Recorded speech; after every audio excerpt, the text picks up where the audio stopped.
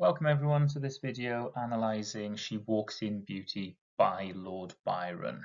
The video itself isn't substitute for your own analysis. There will be lots of interpretations, lots of ideas that you will be able to garner that I don't cover in this video. I cannot cover absolutely everything, but it should give you a starting point to attack this poem and to gain the knowledge you need for your AS in English literature and English language. Before we take a look at the poem itself, I think it's important to understand a little bit about the biographical context. Lady Caroline Lamb once referred to Byron as mad, bad, and dangerous to know. I think that tells us a little bit about just how notorious this man was. He was a genuine celebrity of the early 1800s. He was famous across the country, famous across Europe. People were desperate to meet him. They were obsessed with his ideas, obsessed with his appearance, obsessed with his poetry, so much so that it was often referred to as Byron mania. People wanted to look like him. People wanted to emulate him. There was genuine excitement around this man. He was a very controversial figure. There are accusations of incest. There are accusations of being bisexual. This is a man who, the 1800s, was pushing boundaries that not many others were. Lord Byron seemed to always be at the centre of some sort of drama. Please do as much reading as you possibly can about Lord Byron. The stories are worth the research. In one case, Lord Byron once went to university and took a bear with him and tried to get it enrolled as a student. He tried to keep it in his halls. Other times he would get involved in affairs with married women. He would very often start relationships with men. He once even said that men are cleverer, but women are better kissers. He seemed to be the type of person that attracted drama, a very controversial figure. When Byron was born, it was a time of real political turbulence. He was only 1 year old when the French Revolution began. He was very disdainful of oppression and authority, much like lots of the other Romantic poets that we've studied. In his youth, he was a fervent admirer of Napoleon. The context of the French Revolution is important to the poet's life. In terms of where he fits with the generations of Romantics, the first generation Romantics may be termed as William Blake and William Wordsworth and Samuel Taylor Coleridge. Byron falls into the second generation of Romantics. Whilst Blake and Wordsworth and Coleridge looked to the future as a place that could be better, where they rejected the Enlightenment in favour of finding beauty in nature, the second generation Romantics were less politically motivated. In this case, we can see Shelley and Byron and John Keats fit into the second generation of Romantics. Byron is less focused in his poetry on the future and much more focused on living in the moment and enjoying the sensuous experiences that can come from living a full life. The second generation Romantics agreed with the first generation. They saw nature as an escape from the inequalities of the world. They longed for a change in society to remove the constraints forced upon the common man, and they were disillusioned by what the world could be and how it was. Byron was a man of many contradictions. On the one hand, he was born into a fairly impoverished noble family. When he was brought up, he didn't have huge amounts of money. His mother seemed to be able to protect him from the fact that the money that they had was dwindling. And yet, he became the 6th Baron Byron of Rochdale and inherited the ancestral home, Newstead Abbey in Nottinghamshire. The house itself was in poor state of repair, so it was rented out. But he was born into money, and yet when he was younger, he may not have had that level of security that lots of others may have had. He was famed throughout his life for his stunning beauty. And yet, he was born with a disability. As a child, it used to affect him quite a lot. His entire life, he became quite focused on his appearance because he had a club foot. He was born into nobility, and yet he hated the idea of authority. When he was younger, he idolized Napoleon, and yet, as he grew up, he hated the effects of the Napoleonic Wars on common people. Byron seems to have a relationship of distrust with authority. Byron's viewpoints were different to those of the first generation Romantic poets. Whilst Wordsworth was incredibly hopeful for a better future, and whilst Blake believed that we would be able to move back towards nature and unshackle ourselves from authority, Byron was less optimistic about the future. Instead, he focused much more on feelings and living his life in the moment, seeking experiences and savouring the thrill of excitement. In fact, Byron once said, "The great object of life is sensation, to feel that we exist, even though in pain. It is this craving void which drives us to gaming, to battle, to travel, to intemperate, but keenly felt pursuits of every description, whose principal attraction is the agitation inseparable from their accomplishment." He was the type of person that would seek thrill, the type of person who would seek feeling alive in the moment. We might label the time that Lord Byron was writing as the age of sensibility. Now, this would be defined as a sensitivity or responsiveness that is both aesthetic and moral, showing a capacity to feel both for others' sorrow and for beauty. And this leads us fairly sensibly to start taking a look at the poem itself. The poem, She Walks in Beauty, is Byron describing the beauty of a woman dressed in black clothes of mourning. The woman is beautiful whilst feeling the grief of losing a loved one. And it is that image that pervades this poem. The image of someone who, on outward appearance, looks completely overwrought with grief, and yet being able to feel such emotion is what makes her so immeasurably beautiful. There are reports that the woman central to this poem was based on a real woman. Byron attended a party in London on the 11th of June 1814. When he was there, he saw the wife of his first cousin, Sir Robert Wilmot. When he looked at Mrs. Anne Beatrix Wilmot, he was struck by her unusual beauty. She was dressed all in black, mourning the death of a loved one. The morning after the party, the poem was written. This report was written by James Wedderburn Webster in 1814. I did take him to Lady Sitwell's party in Seymour Road. He there for the first time saw his cousin, the beautiful Mrs. Wilmot. When we returned to his rooms in the Albany, he said little, but desired Fletcher to give him a tumbler of brandy, which he drank at once to Mrs. Wilmot's health. They retired to rest, and was, I heard afterwards, in a sad state all night.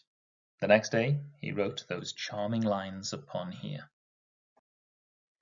By taking a quick glance of the context surrounding She Walks in Beauty, you can see instantly that there are clear similarities between this poem and some of the other poems we've looked at in the anthology. She Walks in Beauty shares similarities with blazon poetry. If we were to take a look at the hyperbolic descriptions of angelic women in Petrarch's poetry, you will see some of the same features in She Walks in Beauty. If we were to take a look at There is a Garden in Her Face by Thomas Campion, those frequent descriptions of absolute perfection will share similarities with the descriptions we see in this poem. The Donna Angelicata that Petrarch describes so frequently is definitely seen in this poem. And yet, it isn't quite as superficial as some of the descriptions that we've seen with Campion or with Petrarch. There are references to what is beneath the surface, and those only serve to accentuate the beauty of the woman being described. Before we start analysing, before we take a look at the language or techniques being used, I think it's really important that you hear this poem read out loud. She walks in beauty like the night of cloudless climes and starry skies, and all that's best of dark and bright meet in her aspect and her eyes, thus mellowed to that tender light which heaven to gaudy day denies. One shade the more, one ray the less, had half impaired the nameless grace which waves in every raven tress, or softly lightens over her face, where thoughts serenely sweet express how pure, how dear their dwelling place. And on that cheek and over that brow, so soft, so calm, yet eloquent, the smiles that win, the tints that glow, but tell of days in goodness spent, a mind at peace with all below, a heart whose love is innocent. Now that you've heard the poem read out loud, let's start taking a look at the structure of the poem itself. Before we start taking a look at the language and the techniques and the imagery surrounding the woman being described, the structure is a nice place to start. What you can see on the screen, there are 3 clear stanzas in this poem. All 3 stanzas have 6 lines. These stanzas are sestets. They seem to be very regular. The line length seems to be very, very similar. We'll take a look at that in more detail. The meter of the poem is also very regular, also very consistent. If you take a look at the first line, the pattern of stressed and unstressed syllables is consistent. She walks in beauty like the night of cloudless climes and starry skies. What we have here is an unstressed syllable followed by a stressed syllable. She walks in beauty like the night. We have an unstressed syllable followed by a stressed syllable, and that pattern is continued all the way throughout. To illustrate this further, take a look at the differences on the screen.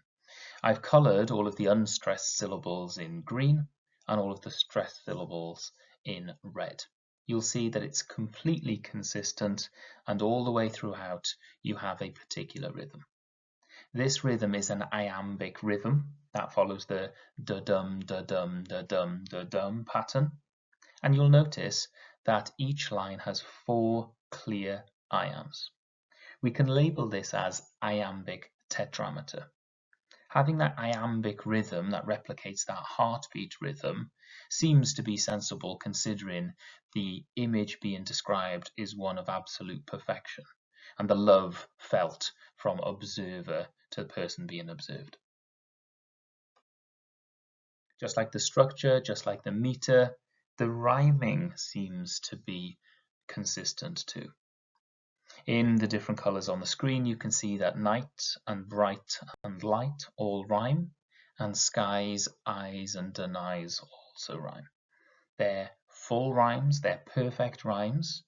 We have a clear rhyme scheme throughout the poem, and it doesn't vary, it doesn't change, it doesn't alter. It is A, B, A, B, A, B, those alternating rhymes of rhyming. C, D, C, D, C, D, E, F, E, F, E, F. Let's take a look at the language, the imagery, the techniques used in the first couple of lines. The poem begins with the same 4 words of the title. She walks in beauty. The first word has an element of mystery surrounding it. The personal pronoun doesn't name this object of adoration. By not naming the woman, it makes her sound mysterious, it makes her sound like something incredibly rare. She walks in beauty. The dynamic verb walks shows that this woman is not inactive, but she's moving, and she's moving elegantly. This isn't a static description of a woman like we would see in Petrarch or perhaps Campion. This is a woman who moves throughout the world. This is someone 3-dimensional. This is someone who actually exists as they move throughout their life. She walks in beauty gives us a slightly different description than we might be expecting. The preposition in is used instead of the word with. In suggests that the beauty is part of her being rather than a description of her movement. It's not just that she's walking beautifully, it's that she seems to embody the idea of beauty itself. She occupies beauty, she's at the core of it, and beauty seems to revolve around her, like the planets might revolve around the sun. She seems to be this gravitational center of beauty, perhaps also adding more beauty to the world simply by existing. And she walks in beauty. The word beauty here, if we were to use the adverb beautifully, then it would suggest that her movements are beautiful, and that would just be based on her appearance. But the word beauty suggests her entire entity is beauty, almost like she is beauty itself. We then have the caesura, and that leads us into the simile being used. We might expect a simile of lightness, of perfection, of daylight, of heavenly glow. However, the simile that we're given is a simile of darkness. If this was Shakespeare, he might ask us, shall I compare thee to a summer's day? And yet Byron deliberately juxtaposes with the way that women were often depicted in poetry as objects of lightness. Byron deliberately subverts the expectations of the reader. Instead of choosing an imagery of light to describe, he deliberately gives us the antithesis. He gives us the simile of the night. He then moves on to describe the cloudless climes and starry skies, and we can instantly pick up on the phonology of these 2 lines. There is a clear consonance of cloudless climes and clear sibilance, cloudless climes and starry skies. The word cloudless is a pre-modifying adjective. The use of pathetic fallacy here gives us this image of a sky without blemish, a sky without the threat of change in weather, the sky without impending rain or a blockage of the light. Whilst it's an image of darkness, it is an image of perfect darkness, with nothing getting in the way, nothing there to alter it, nothing there to take the beauty away from this dark image. The suffix less is deliberately used to show the perfection in the image, even though it's one of darkness. Cloudless climes and starry skies, the light imagery is used in juxtaposition with the darkness being described. That light imagery is in contrast to the dark imagery. Byron is suggesting that it brings harmony. He's suggesting that beauty comes from the balance between light and dark. And this is the type of description we will see time and time again throughout the poem. Byron suggests that it is the harmony that is where the beauty comes from. The starry skies might be considered celestial imagery, and we can link back to all of those images of absolute heavenly perfection. If we take these first two lines, almost like the sky at night is a face, a countenance, the cloudless climes refer to the unblemished perfection of that sky. The starry skies are almost like freckles dotted throughout the night sky. And those stars do not take away from the unblemished perfection of that tapestry, of that skin. If anything, those metaphorical freckles, they add to that level of perfection, not take it away. That is the clear balance that Lord Byron is suggesting. So whilst we've got the darkness of the night sky, we've got the penetrating light coming through in absolute perfection. You'll notice that line 1 runs directly into line 2 with the use of enjambment, and yet we do get the end stopped line after skies. Again, I think this is also to replicate that perfection and that harmony that exists within this woman. Let's take a look at the next two lines, lines 3 and 4. And all that's best of dark and bright meet in her aspect and her eyes. You'll notice that line 3 begins with the fronted connective or fronted conjunction, and that adds to the previously mentioned harmony that creates perfection. What Lord Byron is doing is layering the description, developing and developing, creating this perfect image. And all that's best of dark and bright, the word best here uses the superlative. The woman seems to exhibit the best of both light and darkness, bringing both together in perfect harmony to create true beauty. Just like the stars and the cloudless sky, they work in harmony to create even greater perfection. And dark and bright is a clear use of antithesis. The juxtaposition between dark and bright, they might negate each other. They could put each other off. The brightness takes away the darkness, or the darkness stops the brightness from being seen. However, it seems to be the opposite in Lord Byron's description, because dark and bright meet in her aspect and her eyes. The verb meet shows that light and dark don't cancel each other out as we might expect. If anything, they combine. There's a sense of unity between these two juxtaposing ideas. That imagery of connection can be seen in her eyes.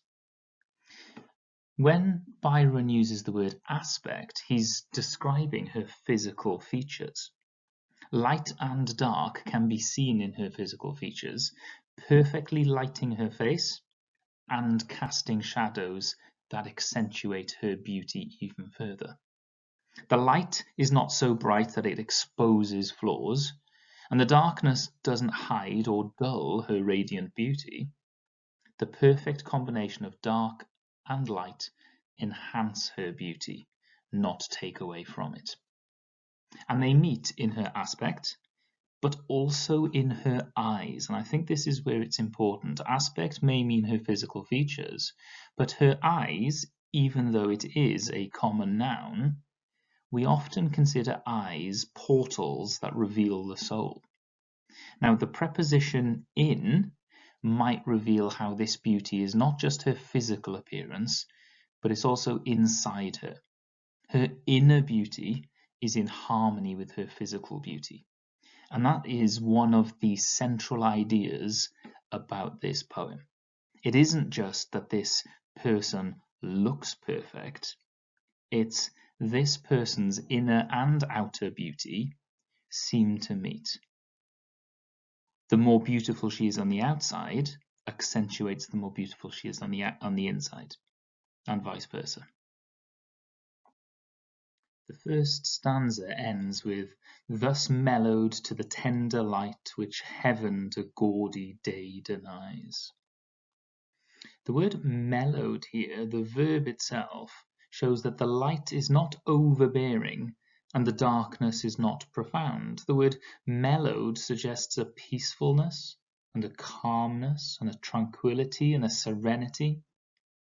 The light and dark seem to bathe this woman in a heavenly light, like she emits an aura. It links back to when we describe her as walking in beauty. It's almost like she is part of the beauty, or the beauty is part of her.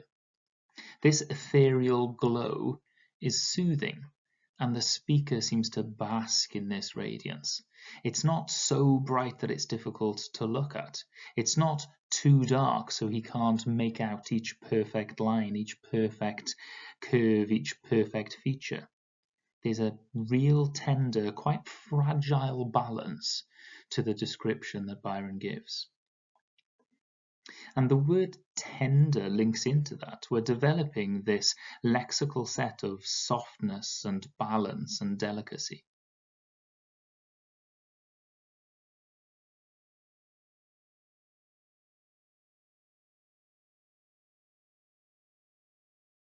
Tender is a pre-modifying adjective, and it suggests delicacy and softness and a light that adds to the beauty of the woman. And this tender light has its source in heaven, almost like the woman being described is someone who exists on earth, but it's almost a gift from God himself. That religious imagery shows that the light that bathes this woman comes from heaven itself. It's celestial. When heaven to gaudy day denies, we get this contrast between the heavenly glow surrounding this woman and the glow or the light that exists on earth. Because gaudy means it's too difficult, it's too strong, it's too bright, it's too in your face. And the light of earth is too harsh and intrusive. The light of this woman, however, is not. It's heavenly, it's angelic, it's perfect. What we see is a clear meeting between a perfect heavenly glow that manages to exist in the real world. And it is that balance between something too good and in a place that doesn't deserve it that we see all the way through the poem. Let's move on to stanza 2 and take a look at these first two lines. One ray the more, one shade the less, had half impaired the nameless grace. You'll notice instantly the word one is repeated in that first line.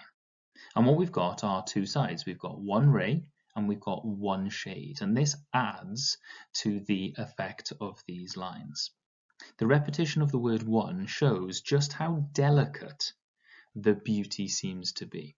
For example, a single ray of light more or a single shadow more would upset the perfect harmony of this woman's face, of this woman's aura, of this woman's description. One ray the more, one shade the less is a use of diacope. That is a repetition with a small number of words in between. What it tells us is that if we have one more or one less, that any change in this person would upset the balance, would upset the light. Now this woman is in absolute balance. Any more light would be too harsh, any more darkness would be too much.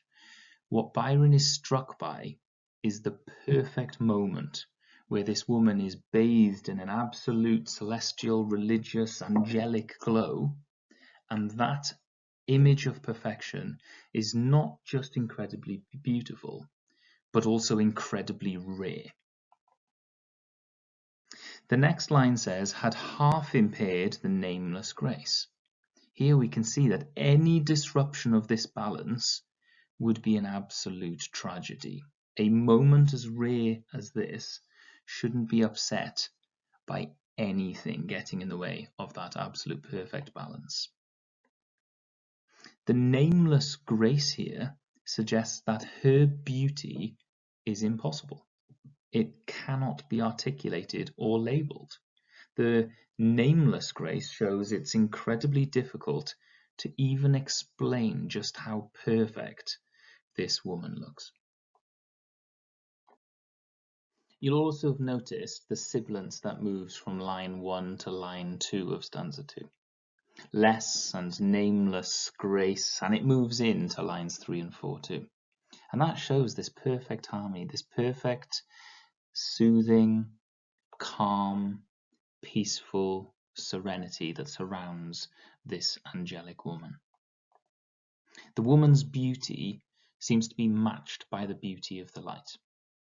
There's a perfect union between the person and the environment that she's in.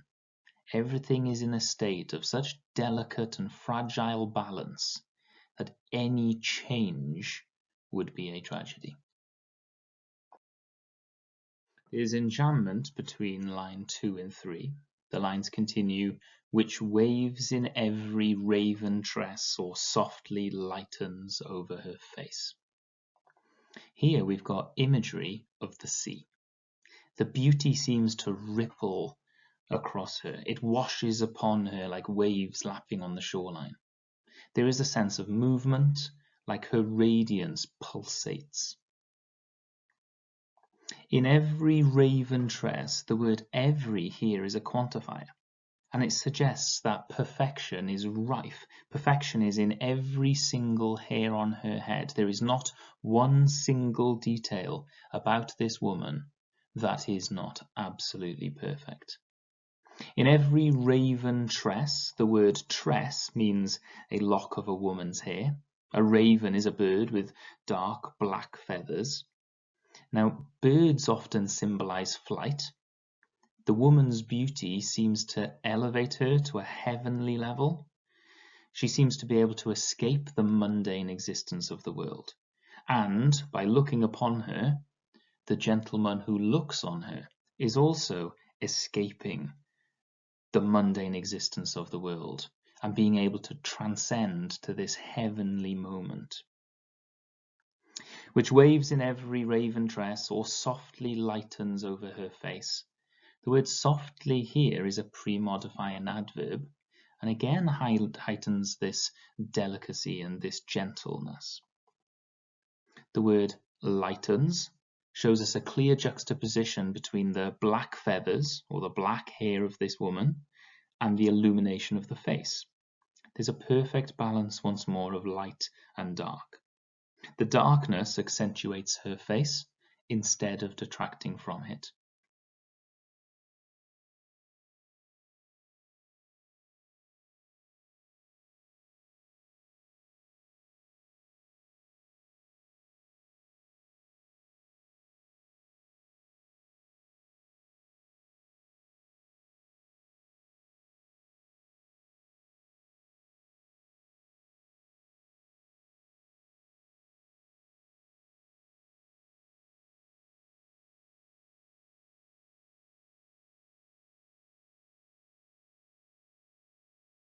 In line 10 of the poem, we see a fairly clear and deliberate shift in what Byron describes. Up until this point, he's focused almost purely on describing her physical beauty, her physical perfection. And that description is excessive, it's hyperbolic, it's showing the absolute serenity and religious perfection of this woman, this angelic woman, this Donna Angelicata. However, in line 10, that change can be clearly seen through the abstract noun thoughts. The word thoughts suggest that we're now penetrating the exterior, and he's now showing us how perfect she is on the inside. And thoughts here suggests an intelligence, it suggests ideas, it suggests an ability to feel and think. With thoughts serenely sweet, and you'll notice the sibilance continues to escalate, particularly in this line. Serenely sweet, through the adverb serenely, shows purity and innocence. The evidence of her inner goodness is clear in the features of the woman. All the way through the poem, Byron shows us this delicate balance. Here, the delicate balance is now between what she looks like on the outside and what she is on the inside. And both of them combine to accentuate her beauty. Serenely sweet express. The word express is a dynamic verb here, and it shows that her features seem to speak about her inner goodness. We can see what she's like on the inside through her physical perfection on the outside. We then get a continuation of a technique we've looked at already. We've got diacope, and it's quantifying the level of purity and dearness, almost like she is so filled with absolute inner perfection, inner purity, inner innocence, that it oozes out. And that is what we see in the exterior. We see what she's like inside on the outside.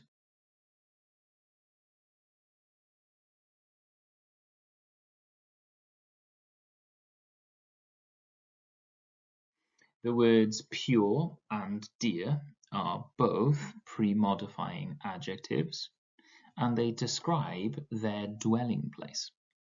The dwelling place here is where these thoughts are. These thoughts are inside this woman. Her inner purity and perfection stems from within her, not just what's on the outside.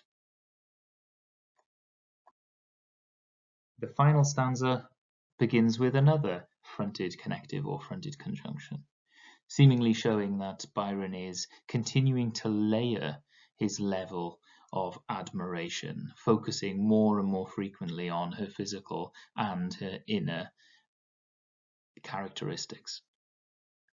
And on that cheek and over that brow, on and over are both prepositions, suggesting that everywhere he looks, what he sees is this absolute perfection, this eloquence, this level of harmonious beauty. The word cheek and the word brow are both common nouns. They're both physical parts of her body. The word cheek suggests a place where perhaps tears may form. A cheek can also be a place of perfect skin. The word brow may suggest a place where often if someone is upset or if someone has been crying or if someone has been thinking too much, it's a place that would become furrowed. And yet everywhere he looks at this person's countenance, all he sees is absolute shimmering perfection.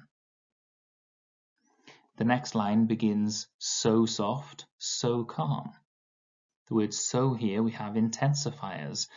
Byron is using diacope once more, again to show this balance, this perfect building of beauty. So soft, so calm, yet eloquent. The words soft and calm, both adjectives, focus on the delicate beauty of the exterior, but also the interior.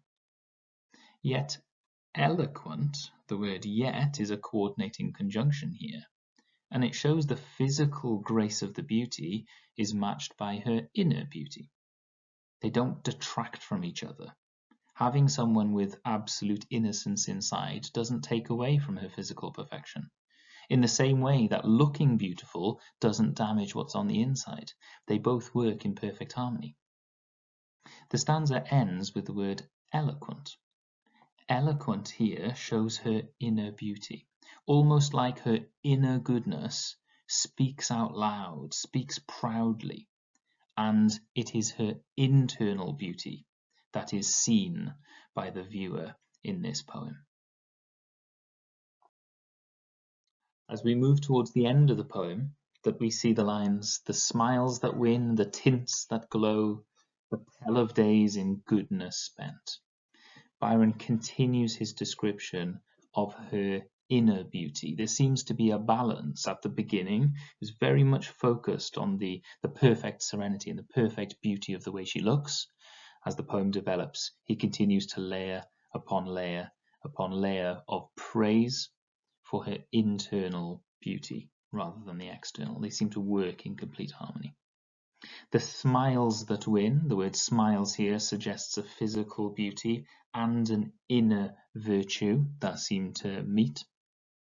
The smiles that win, the tints that glow. Here, the word tints means shades of colour, and it reveals she is not superficial, but it's multi-dimensional.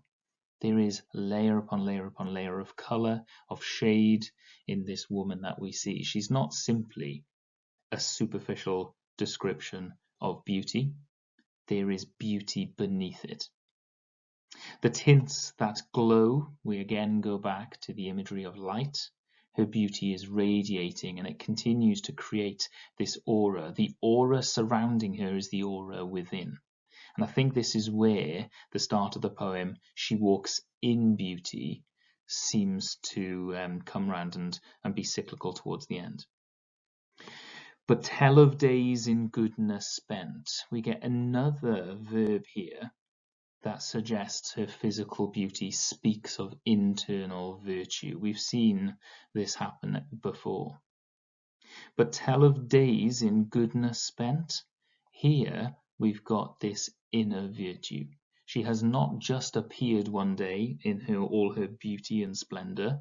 This is somebody who has devoted herself to goodness, devoted herself to being a good human being, and therefore she is rewarded with her level of exterior beauty. The word spent here shows that her beauty has been enhanced by a lifetime of goodness. It's almost like every moment she has spent investing herself in being a good and pure and perfect human being, she is now reaping the rewards of that in this perfect description of her. The poem's final two lines read, "A mind at peace with all below, a heart whose love is innocent." Whilst we started with a description of physical beauty, the poem ends with a clear description of her inner beauty. A mind, the word mind is an abstract noun here, suggesting her inner personality and faculties. It is her mind, it is her personality, it is the very essence of her being that is perfect. And this mind is at peace. She's at peace, which suggests a calmness and a temperance.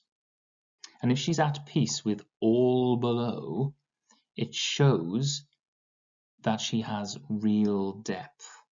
This is not a superficial, beautiful woman, but one enhanced by inner virtue.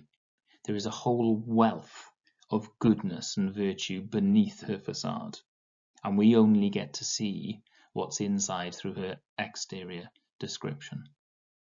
With all below, a heart whose love is innocent. The heart here suggests that internal place, the place within her. She is oozing goodness, oozing perfection and purity, and that is what we see on the outside. A heart whose love is innocent. The final line ends with whose love is innocent, suggesting that her purity is what is heightening her physical beauty. All the way through the poem, Lord Byron wants to show us the harmonious, the perfect balance, the fragility and rarity of a woman who is described as perfect inside, and we see the evidence of it on the outside. Thank you so much for watching this video. I hope it helps in some way to take you from not knowing anything about the poem at all to understanding its central ideas, its central themes, its central imagery, its central techniques. I hope you can see that Lord Byron is showing this absolute perfect harmony between inner beauty and exterior beauty. It links in with lots of the other themes that we've looked at in the anthology so far, and I hope it just takes you a little bit closer to feeling like you've mastered the poem and you understand its levels and its depths. Thank you so much for watching.